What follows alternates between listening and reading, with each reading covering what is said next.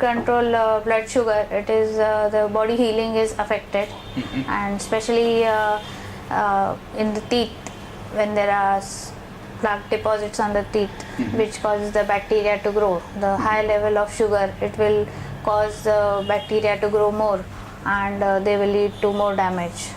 As the tartar it calcifies, it will go on damaging your gums, and further the bone loss, and eventually the tooth is lost. Okay, doctor, essentially you're trying to say that diabetics have two problems. One is that they are more prone to infection, and second thing, that healing is delayed. Yeah. Now, how much that actually affect the teeth? Diabetics, they are more prone to gum disease than the normal individuals. Okay. Because of the increased blood sugar levels, the bacteria can thrive more. The healing power is reduced, so the gum damage is more, and eventually the tooth lost. If they are treated in time, then it can be corrected, and the teeth can stay for a longer time. They can get other infections like candidiasis, ulcerations. Okay.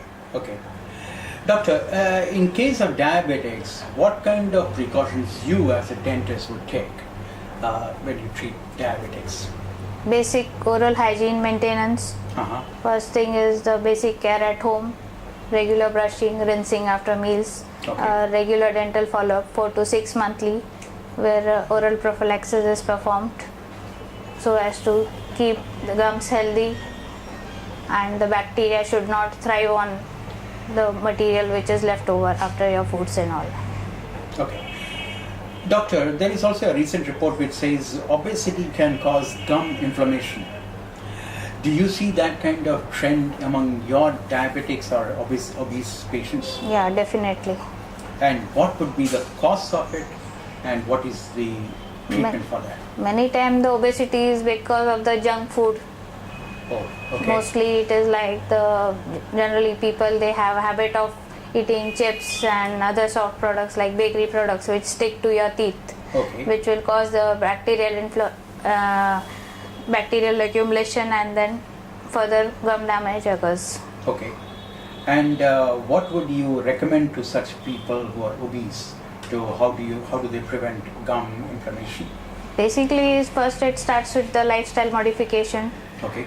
First is their frequency of meal intake has to be reduced. The quality of the food intake we have to change. More of the fibrous food, rinsing, cleaning, the dietary advice given to them, if they follow, that will help in reducing all these problems. Doctor, when you talk about fibrous food, essentially you're trying to say that obese people should take more of raw vegetables and fruits. Yeah. Right? And how do you actually recommend them? Because culturally, every patient of yours will be different. You know, a Gujarati, a Marathi, a North Indian, a South Indian. How do you actually ask them to, bring raw vegetables, fibrous food into their diet? Basic salad is safe for everybody. Let it be a Gujarati or Marathi or anybody. Cucumber, carrots, and all. It is eaten by all. Right. That has to be incorporated in your daily food. Okay. Along with your vegetables. So you have to reduce the oily food and all, and add up more of the raw things, so that will help in controlling your weight also. Then fiber food have effect like they have self cleansing on the teeth. They do not stay on your teeth. That is more helpful in cleaning your teeth also. Doctor, even diabetics also notice that that fibrous food, raw vegetables and fruits actually reduce bad breath to a very good extent. What you would say as halitosis. How does it actually happen that when you have more vegetables and fruits, you actually control bad breath? Halitosis can be due to different reasons. Basically, when the food which remains on your teeth and gums, and if there is more bacterial proliferation, that will lead to cause of all the bacterial ingrowth will be there and cause bad breath. If your gums and teeth are clean, so that will maximum reduce your halitosis. Then these fibrous food and all, basically they act as a roughage That means that helps in cleaning your digestive tract easily. Right, right. And it also prevents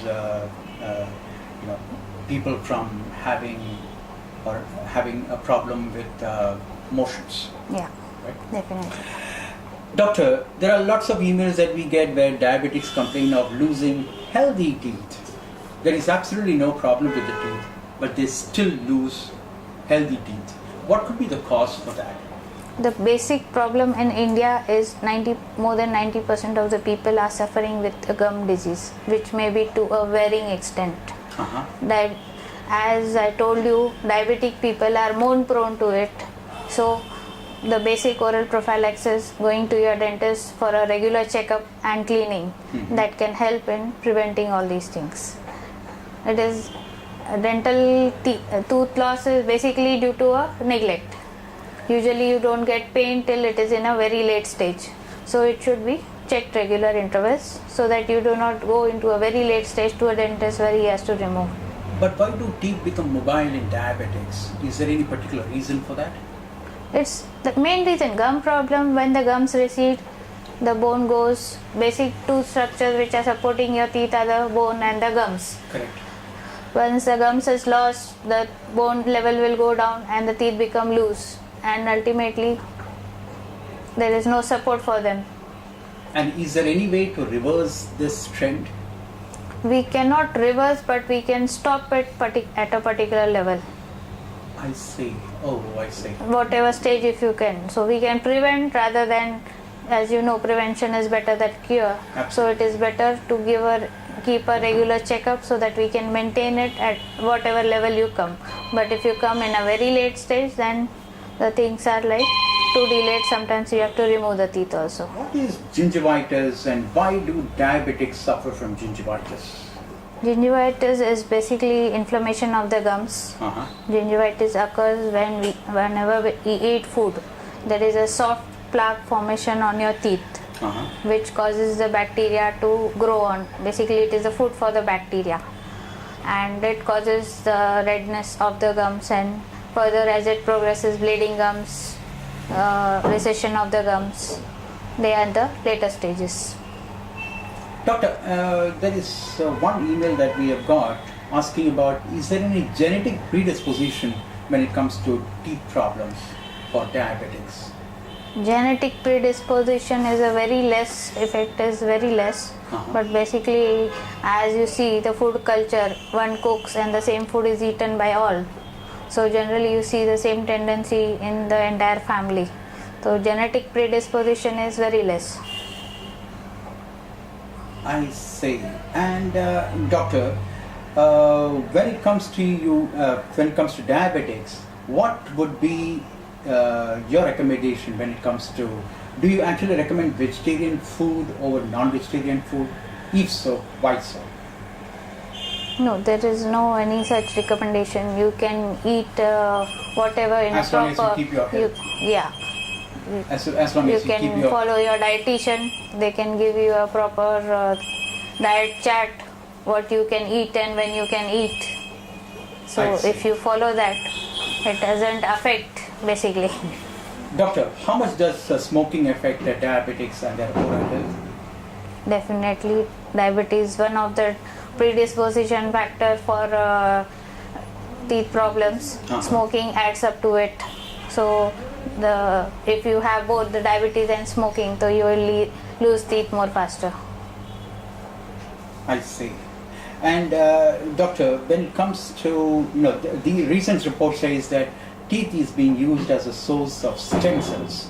Now there are two things here. First of all, how much does that bring hope to diabetics? And can we see a future, in the near future, can we see that we can get our own teeth in diabetics to have their own teeth to replace the teeth that they have lost? Is that kind of stem cells basically are not used to replace the teeth. They are using it to treat these chronic diseases. But still the research is going on. There is no any firm research regarding it. To replace the teeth, it would be a very long time. It will be a very long time. To make a teeth from on, it is very difficult. Separate kidney through stem cells. Yeah, They to make grow retina. certain tissue, it is very. It may be they are still into research, but there is no any firm report which has come up that they have started making new teeth or started making any new organ. So that will not happen in the near future. Not very soon. It may Sure. take many years. Doctor, diabetics also suffer from dry mouth a lot of times for various reasons. Now, how much will that affect their oral health? Dry mouth also can increase in the decay and all because it is not washed off the food which remains there. So the the decay process is the bacteria. They produce acid and breakdown of enamel. Okay. And teeth damage. So they have to take care of the dry mouth. Either what is the reason? First thing, either it is due to medicine or due to disease. So they can. There are other pastes which are available, which can prevent dryness of mouth. They can keep on sipping frequent water. Sure. This will help in preventing the problems due to dry mouth. Sure. Doctor, 20 seconds left. What's your message for diabetics when it comes to maintaining their oral health? My message would be first thing is the regular dental follow-up.